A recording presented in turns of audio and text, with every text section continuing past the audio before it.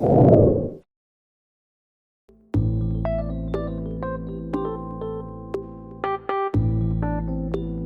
be a writer, you have to be flexible. You have to adapt to change, and you have to do it constantly, so that as new developments come out, you know how to deal with them. No one really knows where the market's going. The rise of the ebook, things like that, no one knows what that's going to be like in 20 years. There's a lot of people guessing and trying to work it out. So it's a really interesting time, because people in my program, we're going to be in control of what happens in the next 20 years. We're definitely moving more into online worlds, into digital writing of different kinds, and that demands somewhat of a different mindset, I think, when you're talking about writing. I always think about it in terms of crowd psychology, I guess. How do you write for this massive group of people which might not have any sort of identifying characteristics other than they're interested in what you have to write about or what you have to express? And one of the core courses in the program is writing for digital culture, so we really look at that kind of thing. And I just find it fascinating to look at things like, why do people troll?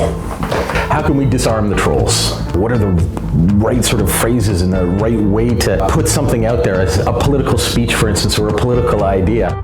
Most writing now takes place on the web.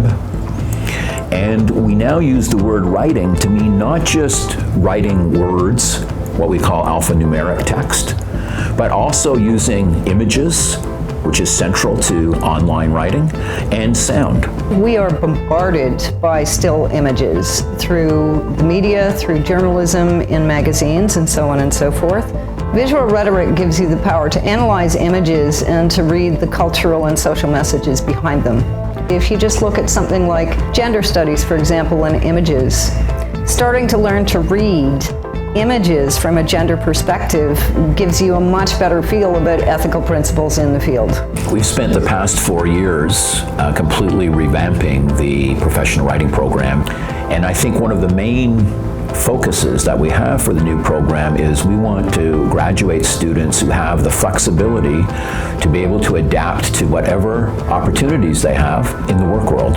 So we're really putting our focus now on the digital world, on online writing, and how to get your message across effectively when you're broadcasting it essentially out there for the entire world to see. We teach you, for example, to create your own moving images, because of course video is part of almost every website these days, because broadcast news incorporates video on every occasion, because it's such an important part of our culture these days. So we don't just, again, teach you how to analyze and how to read such images, we also teach you how to create them yourself.